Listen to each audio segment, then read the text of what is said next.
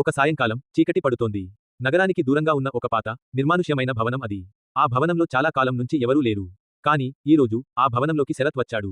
శరత్ ఒక ఫోటోగ్రాఫర్. ఈ పాత భవనంలో మంచి చిత్రాలు వస్తాయని తన స్నేహితుడు చెప్పడంతో ఇక్కడికి వచ్చాడు. లోపల అడుగుపెట్టగానే కళ్ళు అద్దంలా మెరుస్తున్నట్లు ఏదో ఒక భావం కలిగింది. భవనంలో అంతటా దుమ్ము, ధూళి ఉన్నాయి. కిటికీ అద్దాలు పగిలిపోయి గాలి చల్లగా లోపలికి వస్తోంది. శరత్ తన కెమెరాను సిద్ధం చేసుకుని ఫోటోలు తీయడం మొదలుపెట్టాడు. కొంతసేపటికి అతనికి ఏదో వింత శబ్దం వినిపించింది. అది చిన్నపాటి గుసగుసలాగా ఉంది. శరత్ చుట్టూ చూశాడు, కానీ ఎవరూ లేరు. శబ్దం ఆగిపోయింది. బహుశా గాలి వల్ల అయి ఉండొచ్చు అని అనుకుని మళ్లీ పనిలో పడ్డాడు. కానీ ఆ శబ్దం మళ్లీ వినిపించింది. ఈసారి అది మనిషి నవ్వుతున్నట్లు ఉంది. కానీ చాలా విచిత్రంగా, భయంకరంగా ఉంది. శరత్ గుండె వేగంగా కొట్టుకోవడం మొదలుపెట్టింది.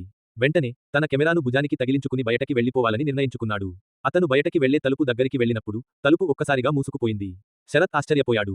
ఎంత ప్రయత్నించినా తలుపు తెరవలేకపోయాడు. ఎవరు అని గట్టిగా అరిచాడు. ఎవరూ జవాబు ఇవ్వలేదు. మెల్లగా చీకటిలో నుంచి ఒక నీడ బయటకి వచ్చింది. ఆ నీడ ఒక మనిషిది. కానీ ఆ వ్యక్తి మొహం సరిగా కనబడలేదు. ఆ వ్యక్తి చేతిలో ఒక పాత సుత్తి ఉంది. శరత్ వెన్నులో వణుకు మొదలైంది. ఆ వ్యక్తి ఒక్క అడుగు ముందుకు వేయగానే అతని మొహంపై పడిన వెలుతురులో ఒక భయంకరమైన చిరునవ్వు కనిపించింది.